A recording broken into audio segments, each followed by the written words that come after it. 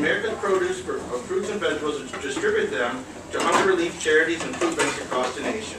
Rick spent 10 years at Feeding America, located in Chicago, as Director of Procurement, where he oversaw food purchasing and fresh produce program.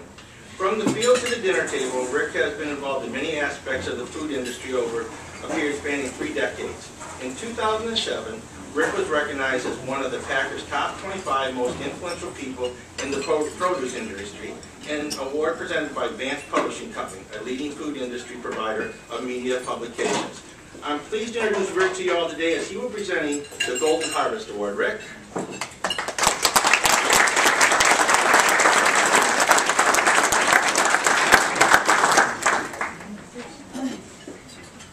Thank you, Bill.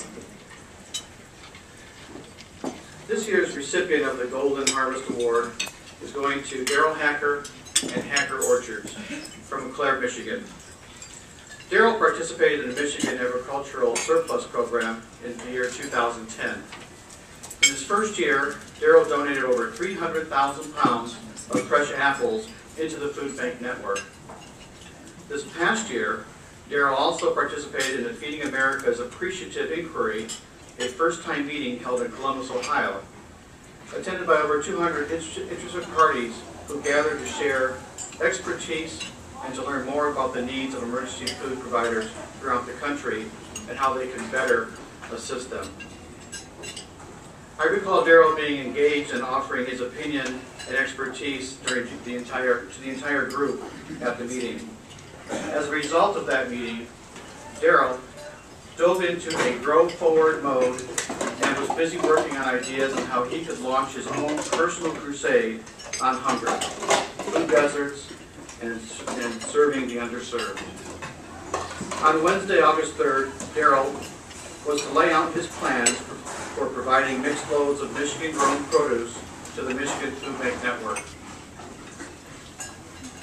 He wanted to be the first farmer in Michigan to offer truckloads of fresh fruits and vegetables to food banks by staging them in a central warehouse where area growers could provide produce. Daryl's plan was to personally oversee the repacking, loading, and distribution of that product. Daryl was first to be the first grower to offer this type of service here in Michigan. On Tuesday, August 2nd, the day before his plans were to be shared, Daryl suffered a massive heart attack, and at the age of 61, we lost Daryl. The loss of Daryl was felt here in Michigan as well as throughout the national network. Prior to 2010, Daryl spent over 12 years working with me as I served at Feeding America to move product to our nation's food banks. Through Daryl's innovative and selfless commitment, it could be argued that Daryl was a pioneer in the National Fresh Produce Program, where mixed loads are now commonplace. I remember Daryl quizzing me during the planting season, asking me how much I thought we could use, what types of vegetables were needed, and how we could package them to make it easy and less costly for food banks for distribution to the needy. Daryl always wanted to move more produce and often looked and asked for ways to do it. He wasn't embarrassed about asking for ideas. If I can just cover my costs and pay my labor costs, then that will be fine, he often said. I recall we purchased in advance empty vegetable and apple boxes one year that a manufacturer discontinued, there again to help drive costs down and keep prices low. At over 6 foot tall, Daryl was always outstanding in his fields. All fields, from basketball, loving his family, making people laugh, and feeding the hungry. Daryl always put others first. He will be greatly missed by many loved ones and the hunger community. Daryl's wife Penny and his daughter Ashley are now attempting to fill Daryl's big shoes and grow forward. And according to Penny, to emulate the example of what Daryl lived on a daily basis, to think of others first. We wish Penny and Ashley all the best on their adventure and welcome them into the family of food bankers. Daryl has planted a seed in all of us, a seed of love and unwavering dedication to provide food and hope to those who need it most.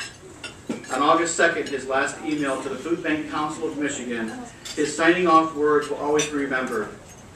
So with the time that is left, let's see if we can change the world. Penny and Ashley, please come forward.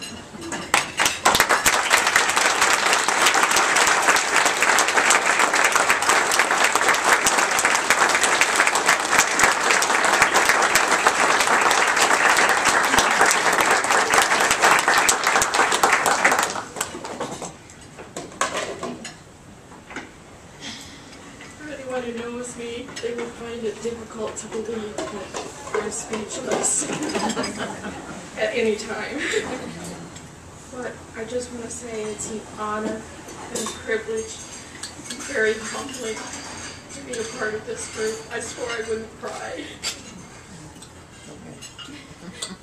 But Ashley and I just want to say thank you, and